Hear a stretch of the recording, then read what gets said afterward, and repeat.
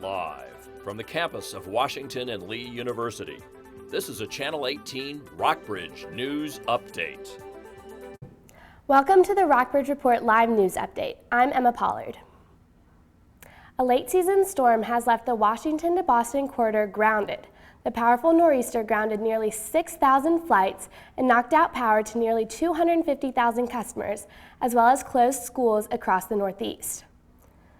The heaviest snowfall was expected this morning through the afternoon, with as much as 2 to 4 inches per hour.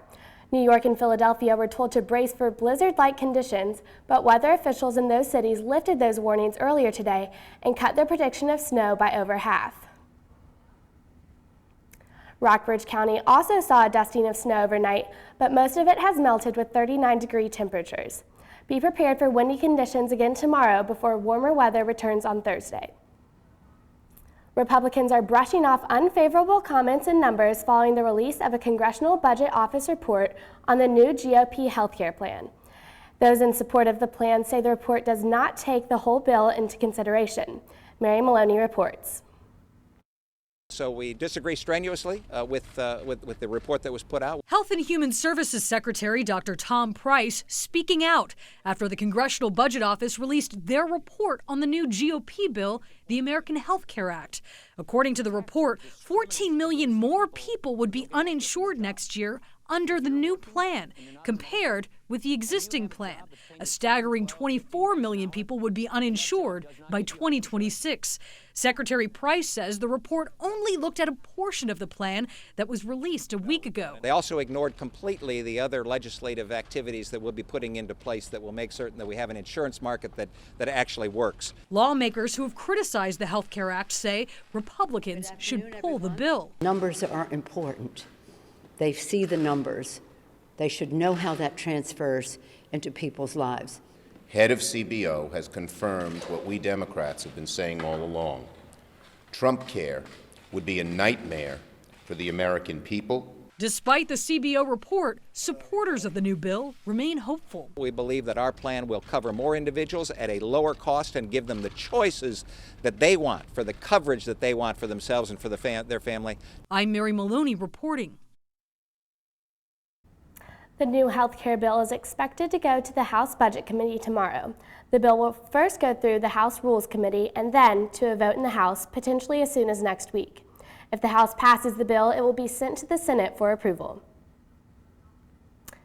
A St. Louis prosecutor was critical of store surveillance footage from a new documentary about the Michael Brown shooting in Ferguson. St. Louis prosecutor Robert McCullough called the footage a heavily edited attempt to distort an incident. The documentary includes earlier and previously unseen surveillance footage showing Brown inside the store. Filmmaker Jason Pollock said he believes this footage shows Brown bartering with store clerks and reasons that Brown returned 10 hours later to pick up the items, not to steal them as police claimed. On Monday night, a few dozen protesters gathered outside Ferguson Market while the police guarded the store. The attorney for the store, Jay Kanzler, said the protest turned violent. Last night at Ferguson Market, the protesters came back out. Police officers were engaged. Police officers were hurt. Shots were fired at the market and at the police officers. My client's store was threatened to be burned to the ground, and all because some filmmaker badly edited, misedited a surveillance video so that he could get publicity for his documentary film. The Confederate flag on the side of Route 60 in the flagpole it flew on came down yesterday, but the Virginia flaggers say it's not gone for good. The group intends to raise the flag and the pole it flies on again once the proper permit is obtained. Initially, the flaggers said they wouldn't remove the flag and they would pay any fines, but Monday they hired a crane to take the pole down at the request of property owner Brian Rousey. Rousey said he was threatened with imprisonment. County officials denied threatening to imprison Rousey, but said a judge could impose a jail sentence.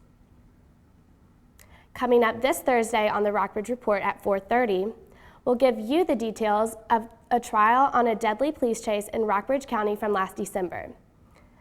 And we'll tell you how a kickboxing class is working to help refugees and how Buena Vista residents are responding to it. Thanks for watching. I'm Emma Pollard.